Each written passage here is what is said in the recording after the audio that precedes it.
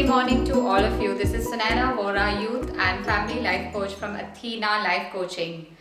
The summer is setting in and I'm getting a few frantic calls from lots of parents who are trying to end the academic year on a good note and struggling with some issues with their teenage kids.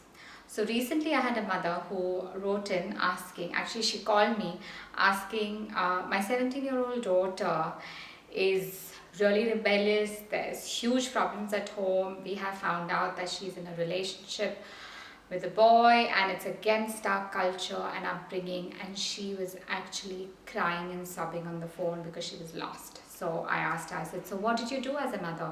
And she said the first thing she did was she has explained to her daughter her religion, her culture, their family's values, and what her expectations are of her child. I said, okay, so when you found out, what did you do? She said, yeah, I sat her down and I told her all these things and I lectured her. And I was like, stop. So the example for today is, for example, when we are driving on the road, we know that if you cross the road limit of 60 kilometers an hour, the cameras will flash on, you will get caught and you have to pay an X amount. That is irrespective of your mood, it is irrespective of the time of day, it is irrespective of what you're wearing. So it's a rule. Over 60 kilometers per hour, the fine is X amount. There is no dispute, there is no discussion, there is no argument. It's clear in your mind what the rule is. So have you as a parent stated a rule in your house that you expect your child to follow? So this mother was trying to put into place a rule where she had told her daughter that yes, you can go out, but in groups of 3 and above with girls or boys, but not one-on-one with anybody. And that is what she was doing. So she had created boundaries, but the way she was communicating the boundaries was more in a lecture format rather than a rule format. When we know that when we cross 60 kilometers an hour, there's a fine of $200 or whatever else it might be. There is no ambiguity. It is clear, it is straightforward, and you know there's no room for negotiation. And that's what you don't want your kids to do. Negotiate with you all the time.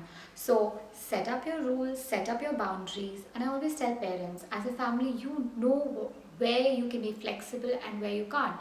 So if you can't be flexible about allowing your child to go out one-on-one with someone, it's a group, you can be flexible about the way maybe she dresses, or you can be flexible about the way she does her hair, or you can be flexible about where she's going. So instead of X mall, if she's going to Y, or to another place, or to see a movie. So you have to decide as a family, as parents, what you're going to keep as strict boundaries and what is the core, the flexibility around which you are going to communicate to your child, so your child gets a bit of control. Because children in their teenage years, what they're looking for is control, because they've suddenly bloomed from this dependent child to this independent young adult, and it's a very, very delicate age. And my advice to you as parents is to keep the communication lines open.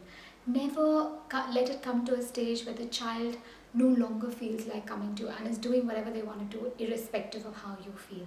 So keep that communication lines open. And when you're setting the boundaries, to always follow through. So if there is a fine, follow through with the fine. So if she's going to be grounded for the next 10 days, follow through with that. Don't sort of, when she starts to negotiate or have a discussion, allow her then to go out, because that's negating the rule completely, and she knows she can negotiate the next time with you. So be careful about that. And the last point is the environment of the home.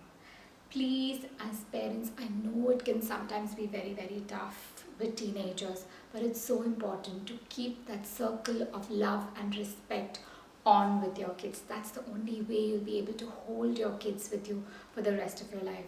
So quickly to recap, yes, it's great to tell your children about the values of your family, your culture, your religion, but do not use the lecture format. Set it in clear statements and rules which are non-negotiable. So communicate your boundaries in simple terms. That's the second thing. The third thing is state the consequences, the fine. What's going to happen if you break that? The fourth thing is follow through when she breaks the rule. Don't sort of allow her to negotiate. The fifth thing is always keep the communication lines open. And the sixth point and the last is maintain the circle of love and respect so that you have your child forever. So if you're really struggling as a parent and you really need a neutral party to support you, somebody who can talk to your child, somebody who can talk to you and help you to reconnect and build those bridges of love and respect, do feel free to call me up and email me for my various coaching programs that I offer both for teenagers, for children, teenagers and preteens, and for parents. My email address is sunaina@athena@gmail.com, or you can call me on 05613999033. I look forward to hearing from you. Take care. Bye for now.